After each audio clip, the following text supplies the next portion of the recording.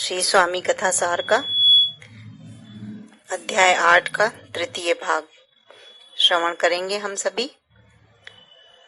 गुरु ब्रह्मा गुरु विष्णु गुरुदेवो महेश्वरा गुरु साक्षात परम ब्रह्म तस्मै श्री गुरुवे नमः।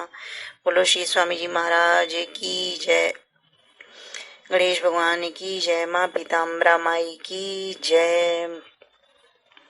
इन सब बातों को सुनकर बदन सिंह के भोले हृदय में सुरा के प्रति आकर्षण बढ़ रहा था। उसने पंडित जी से युक्ति बताने के लिए कहा तो ब्राह्मण उत्तर देने लगे, युक्ति तो सुरा सेवन ही है, लेकिन प्रश्न है गुरु से आज्ञा मिलने का, जिसके लिए तुम्हें गुरुदेव से निवेदन कर आज्ञा लेनी होगी।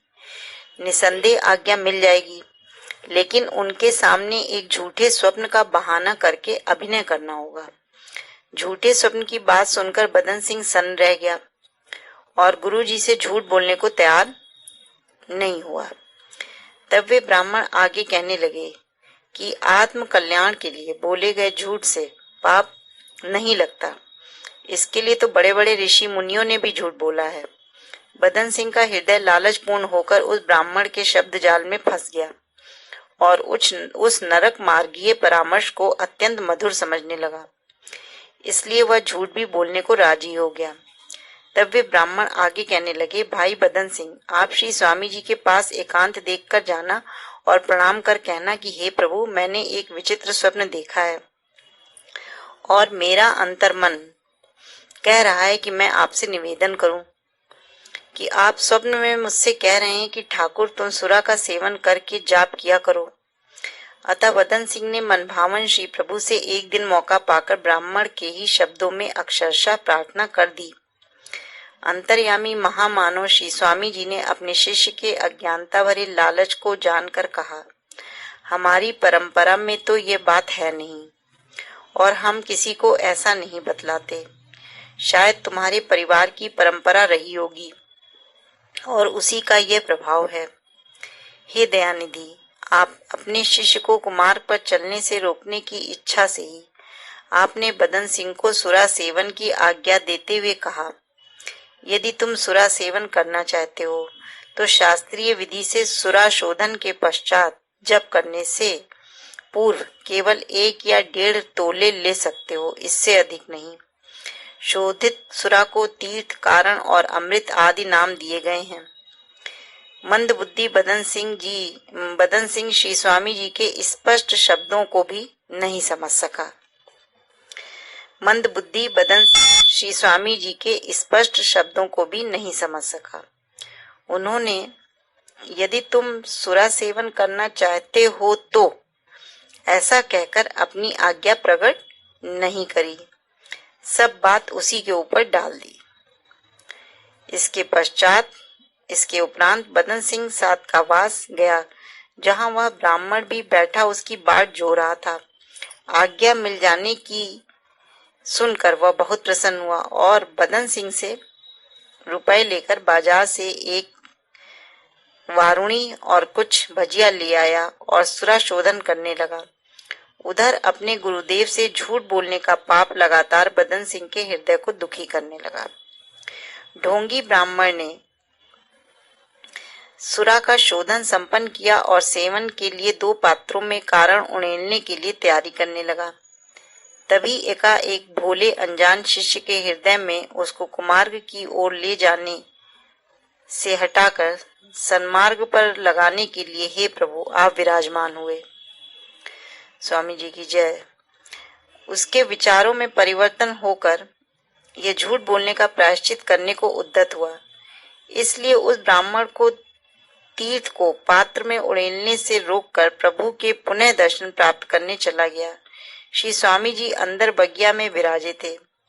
बदन सिंह श्री गुरुदेव को प्रणाम कर कहने लगा, दास कुछ निवेदन करना चाहता है। उसका निवेदन सुनने से पूर्व ही श्री महाराज ऐसे बोलने लगे मानो वह बात कहने को वे बदन सिंह का इंतजार ही कर रहे थे। ठाकुर, यहाँ के ब्राह्मणों के मायावी प्रपंच और छल कपट भरी बातों में न पड़कर अपनी साधना में ही समय लगाना चाहिए।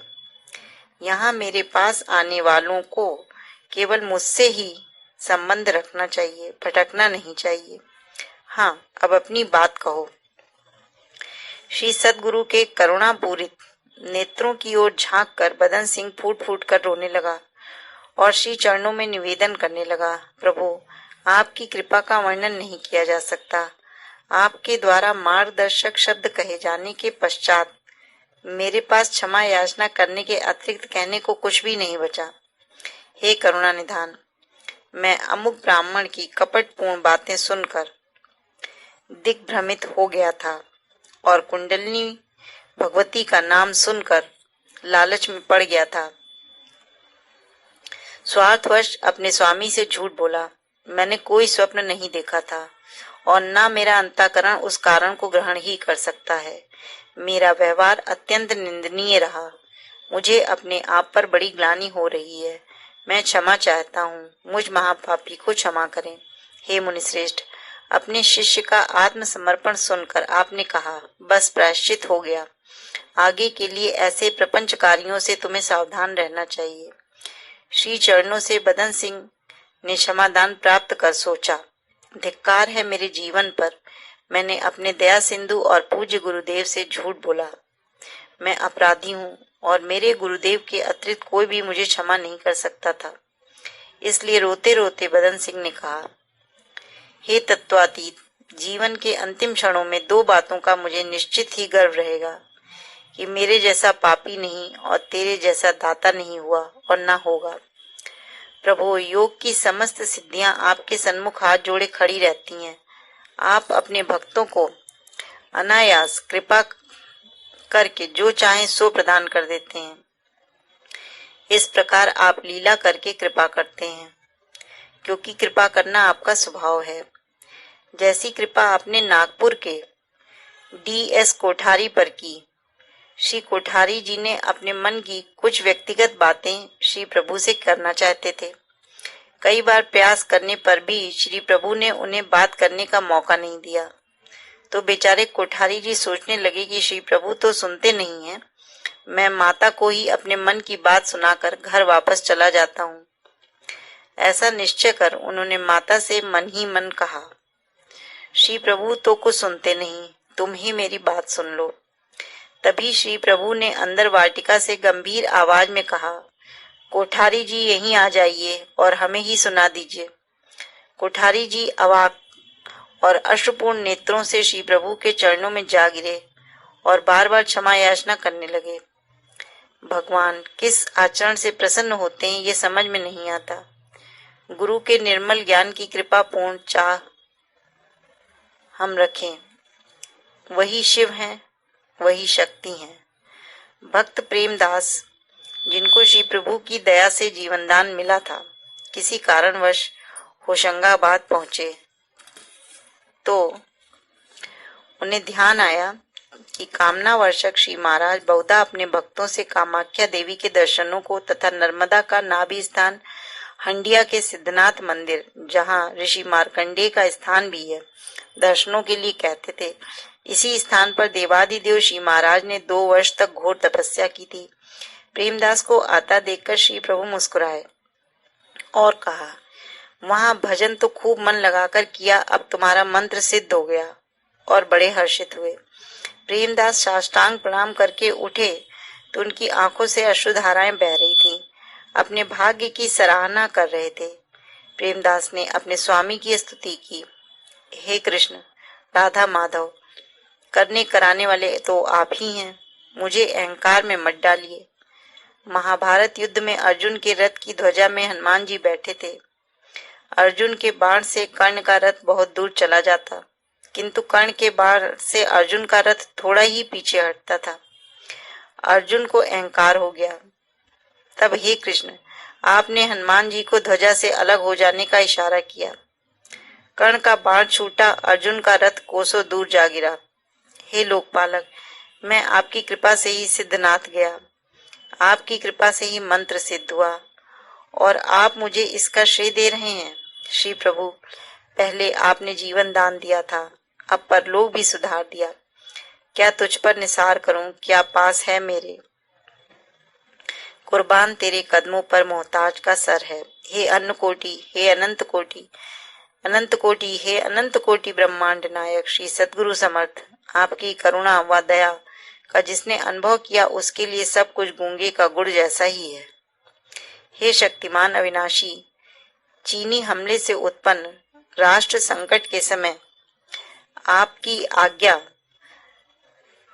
से माता बगलामुखी एवं भगवती धूमावती का आवाहन किया गया था। माता धूमावती के स्थान को वहां के सामान्य जन भूखी माई नाम से जानते हैं। वह यात्रा आपके भक्त सूर्य देव जी की जीप से करनी थी। हे कुबेर का भंडार भरने वाले नारायण, आपकी यात्रा की खबर आश्रम में आने वाले धनपतियों को लगी तो उन्होंने अपनी आलीशान वातानुकूलित कारें इस यात्रा हेतु बड़ी श्रद्धा और विनम्रता से देनी चाहिए। यह भी कहा यात्रा लंबी है, सूर्य देव की जीप का कोई भरोसा नहीं, कहाँ खड़ी हो जाए, गर्म हो जाए, गर्मी के दिन है। लेकिन गरीब परवर आपने फरमाया सूर्य देव की जीप से ही नहीं जाऊंगा तो उसका मन दुखेगा। गाड़ी खराब होगी तो थोड़ा कष्ट ही तो होगा, लेकिन उसका मन तो नहीं दुखेगा। श्रीनिवास, आपने सूर्यदेव की पुरानी जीप से ही यात्रा की। इतना ही नहीं, साथ में किसी पूंजीपति को चलने तक की इजाजत नहीं दी। गरीब नवाज, दूसरों के कष्टों का अनुभव करने वाले, आपकी बंदा नवाजी पर बंदों को नाज है। आपको शत शत प्रणाम। भक्तों को पतित पावन ने अपने भ्रमण काल की लीलाओं से जो आदर्श प्रस्तुत किया है वे हम सबका मार्ग प्रशस्त करें। श्री स्वामी कथासार की इन कथाओं को जो व्यक्ति भक्ति पूर्वक सुनता और इनका नित्य पाठ करता है उसको श्री स्वामी जी की कृपा प्राप्त होकर कल्याण का मार्ग सरलता पूर्वक प्राप्त हो जाता है। श्री पीताम्बरा माई को अर्पण है। बोलो श्री स्वामी जी महाराज की जय, माँ पीताम्बरा की जय, गुरु महाराज की जय। यदक्षरम पदभ्रष्टम मात्राहीनं च यस्य भवेत् तत्सर्वं क्षम्यतां देव प्रसीद परमेश्वर।